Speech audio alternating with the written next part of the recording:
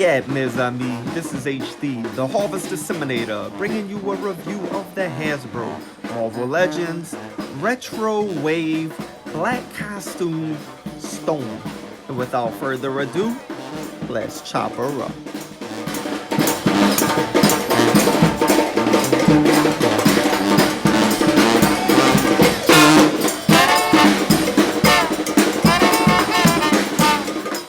Welcome back to the channel, everybody.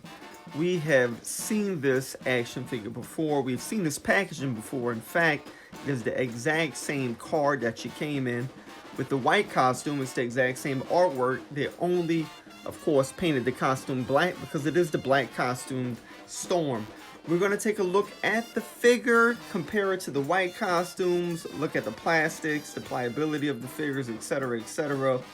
But first, let us examine the packaging. Of course, we know this is based on the 1990s Toy Biz packaging. Here I have the Gambit still in the packaging right here. I believe this is the very first Gambit action figure. I think there was a figurine that came out before this, and I have that as well in my collection. But the good guys came in the orange packaging, and of course the bad guys came in purple packaging. And on the back of this box, you can see all of these figures that came along. You have a Marvel Wave here, X-Force, and then, of course, the X-Men. Man, I love this line when it came out in the 90s, man. I had a lot of these action figures, in fact. God knows what happened to them. But I still have this Gambit here, boom, in the packaging. And so, yeah, just to compare, you can see it's basically the same. They even have that same little star effect on both packaging.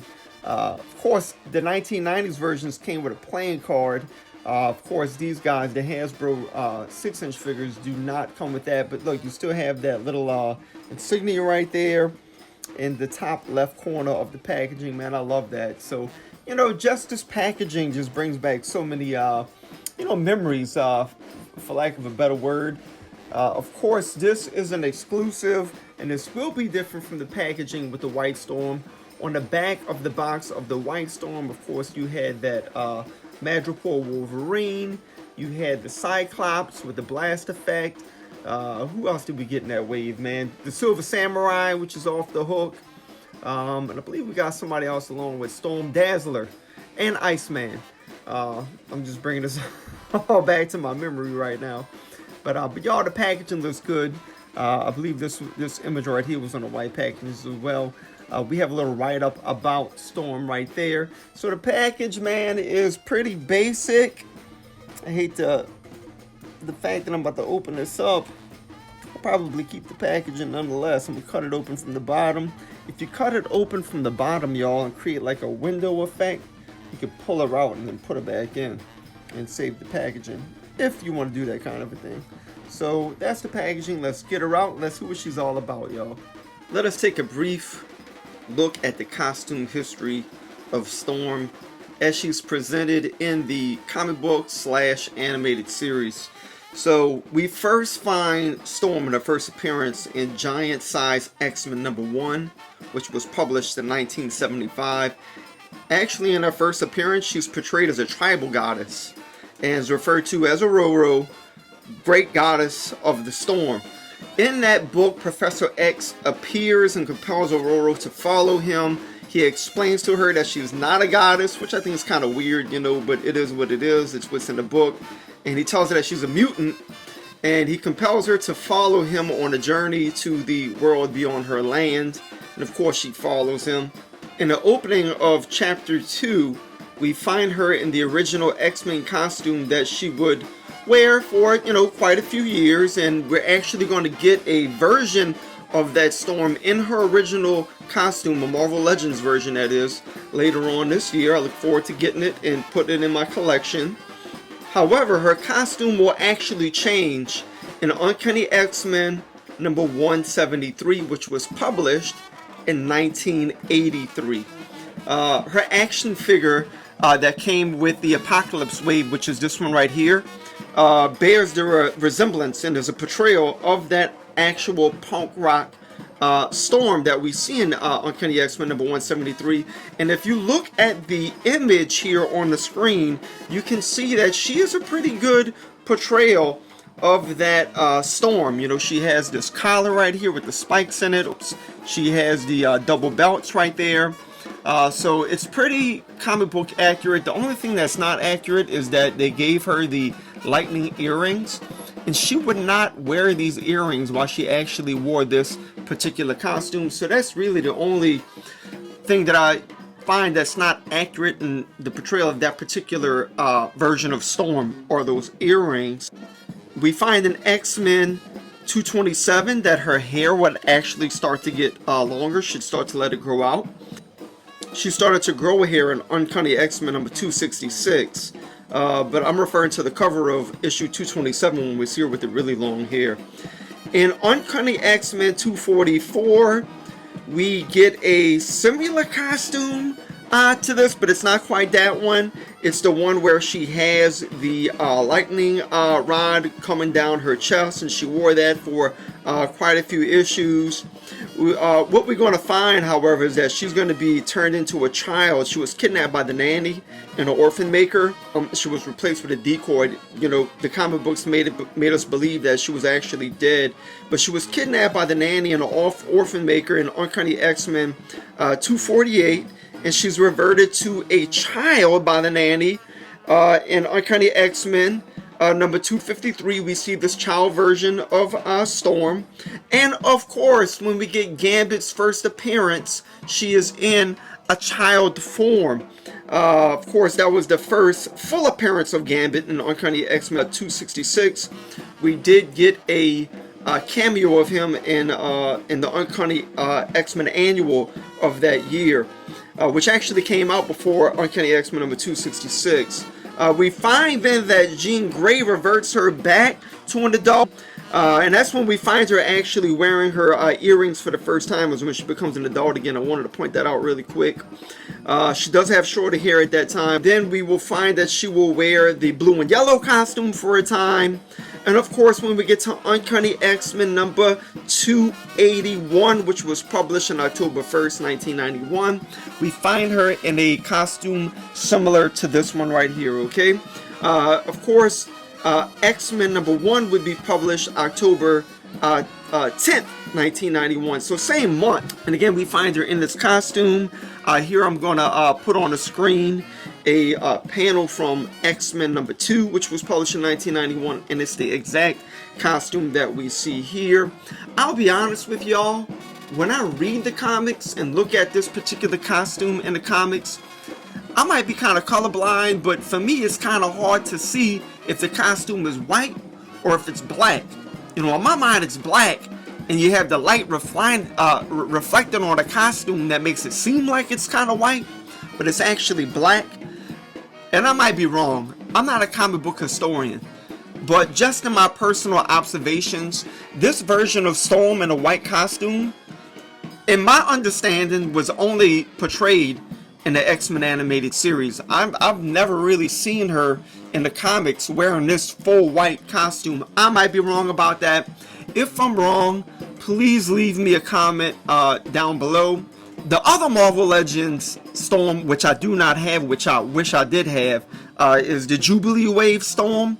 And in that particular costume, she is wearing the Marvel Now costume, which of course was portrayed in the 2004 run of the Marvel Now, when they revamped a whole bunch of stuff and recreated teams and, you know, etc., etc. Cool time in comic history, you know, which was recent comic history. And, you know, I read that run of Storm, and she wore that costume with that Marvel Now costume that she has with the Marvel Legends action figure, excuse me. I want that figure, man. I just don't want to fork out the money to pay for it. You know, I do have the Strife from that wave, but that's the only figure I have from that wave in particular. I wish I had the whole thing, but I don't. So yeah, y'all, that's a little bit about our comic book costume history. This one, in my understanding, is coming from the animated series, and this one is actually the comic book portrayal of Storm. So with that said, let us take a look at the head and body sculpt, and of course the accessories of the figure. And here's her accessories. We've seen these before. Of course, the white costumed retro Storm came with these puppies right here. The yellow version of these lightning effects. With the black costume version, we get these blue costumes effects. Pretty basic. You've seen them before. You just wrap them around her arm or her wrist or what have you, and it makes her look like she's shooting lightning. I wish we could have got something a little bit different. Maybe an updated lightning effect, but it is what it is, and that's what we have, and that's what she came with.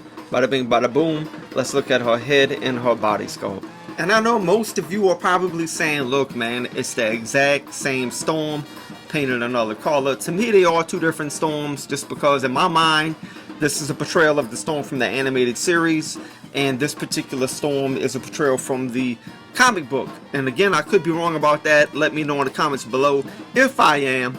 However, let us take a look. They are going to have the same sculpts and the same articulation. In my opinion, however, the figure with the pearlescent white, if you saw my review of the Black Widow, the Target exclusive Deadly Origins, it's the same plastic. It's very pliable, very agreeable when you're posing her. I really like this pearlescent white plastic. This one, of course, is black, and I think the plastic might be a little bit different. And one of the feet kind of got stuck, man. I had to put a dryer to it and heat her up, and to get that loosened up to articulate it. This one is still a little bit stiff, but it's all right. It still works. So yeah, man. Here's the thing that I'm noting so far in this one right here. My store when I got her, man, and I didn't pre-order her. And man, I waited a long time to find this little girl right here, man. And I finally found her at a GameStop. And so when I got her, number one, what made me sad, man, was there is a defect on her head. Look at her forehead right there, man. I don't know if you see that little blotch of plastic right there on her forehead. I was like, damn, man, I waited all this time to get her, man. Look at that. But one thing I didn't like also is how her hair is set on her head, man. You could see kind of like this bald spot in the back there. Let me see if I can get a light on it and shine it. Y'all see back there like that? On the lower part of her head back there?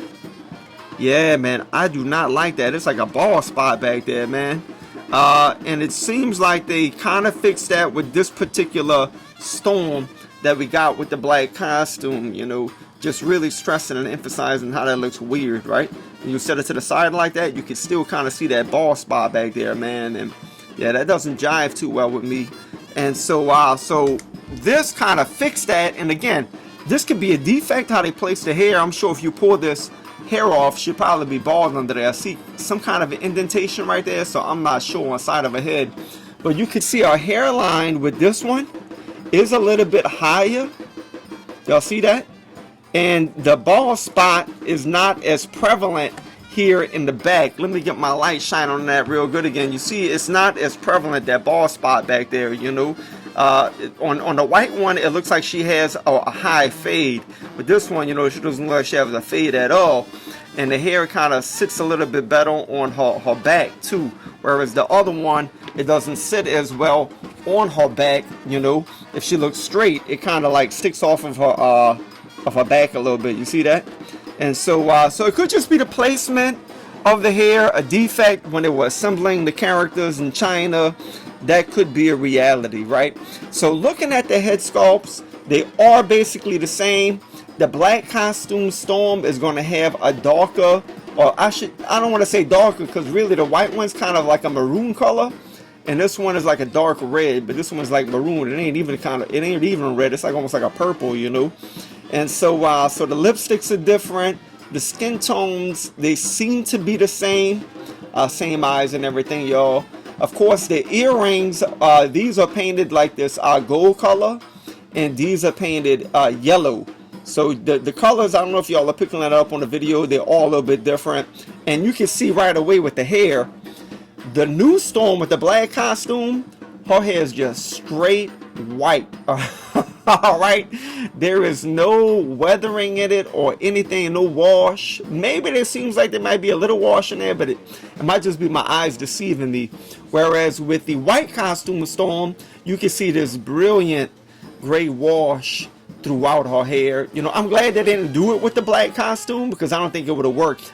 With the costume itself, I gotta be honest, I like the gold paint on the black costume. Like even with the 2 buttons on her neck piece right there, it just seems like they're a little bit more pronounced than on the yellow one. It just makes it pop a little bit more, you know. And so so yeah, the head sculpts are nice, man. The hair sculpts are beautiful.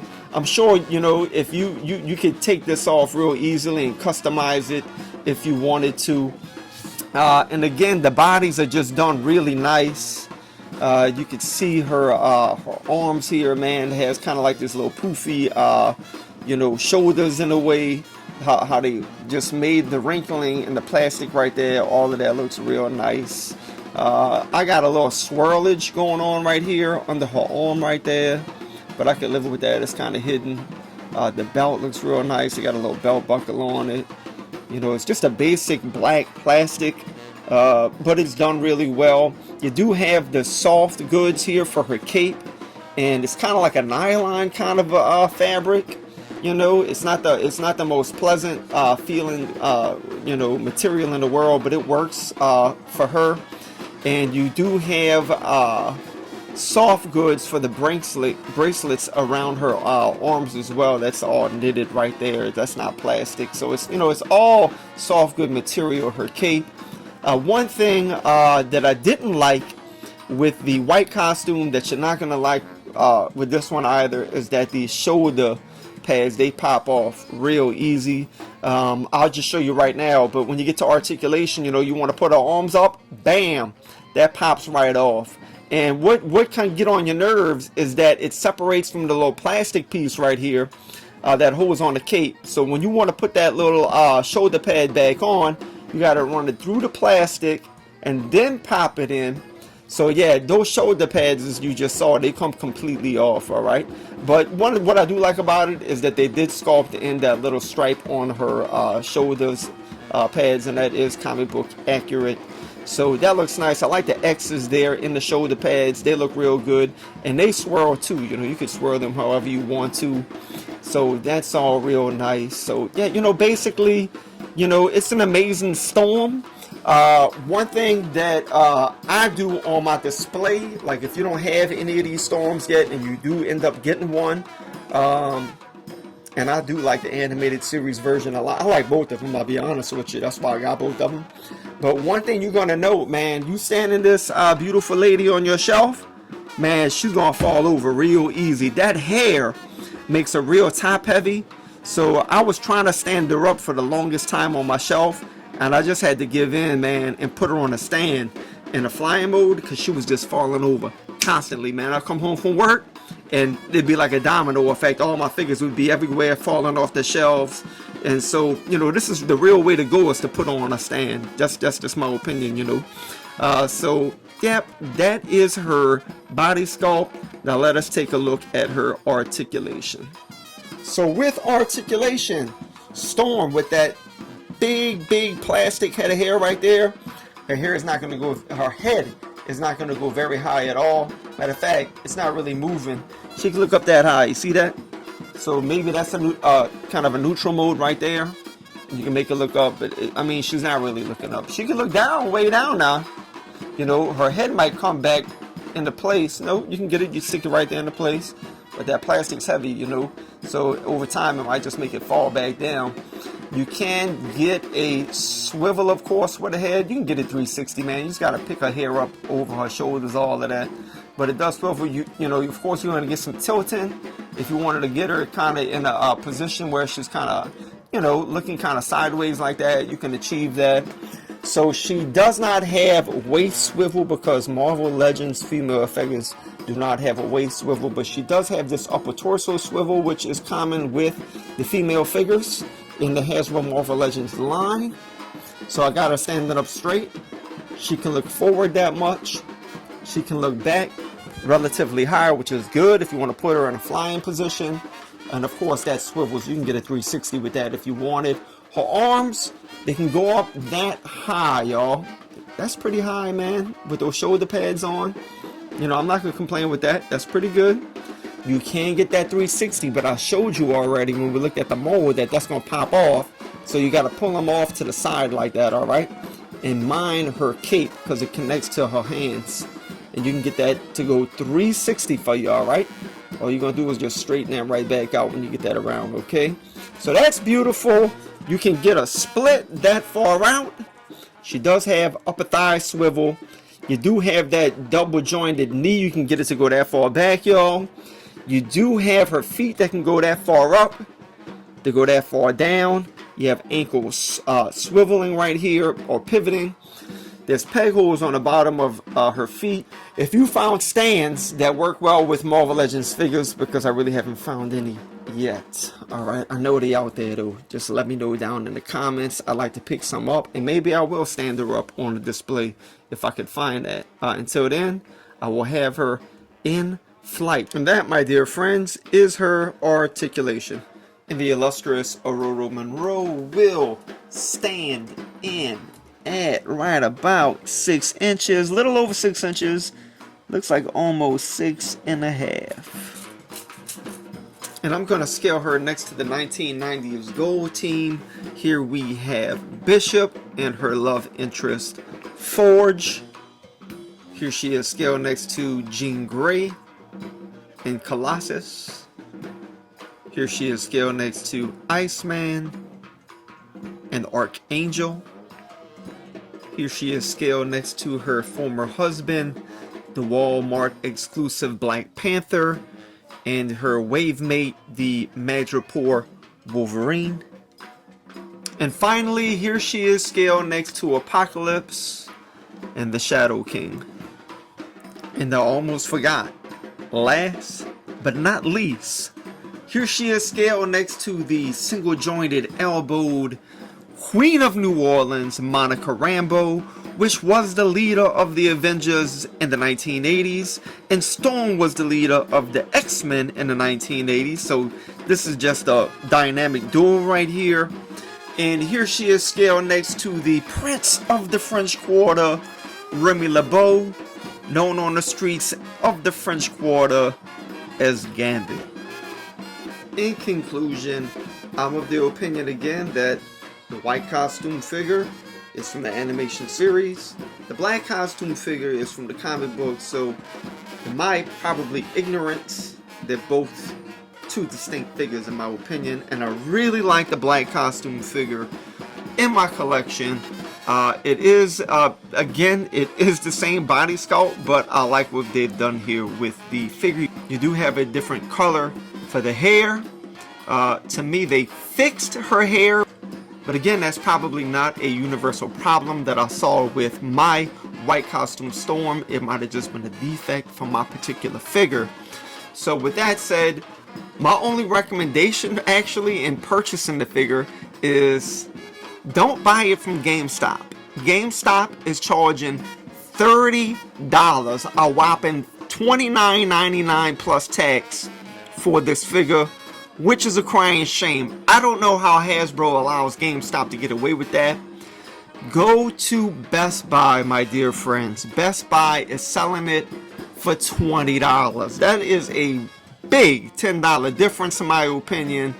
It's seeming like she's not as hard to get a hold of as the white costume Storm, because I walked into Best Buy when basically when she first came out, and I picked her up with relative ease, y'all. She was right there on the pegs. So, you know, I highly recommend this figure. If you enjoyed the review, y'all, please consider supporting the channel by subscribing. Please consider supporting the channel by hitting the like button. That will place the video in an algorithm, which will get it more views. And of course, that supports the channel tremendously, y'all. It'd be greatly appreciated.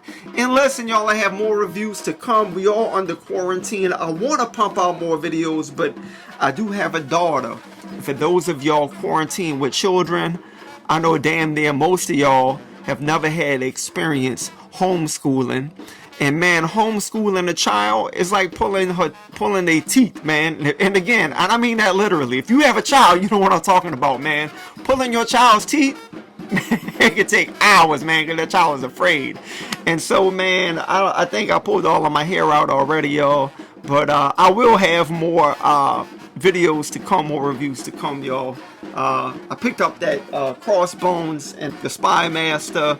I got the Venom, etc., etc. I'm gonna give y'all a little review of those figures. With all of that said, y'all, till next time, as we say here in New Orleans, laissez les bons temps rouler, mes amis.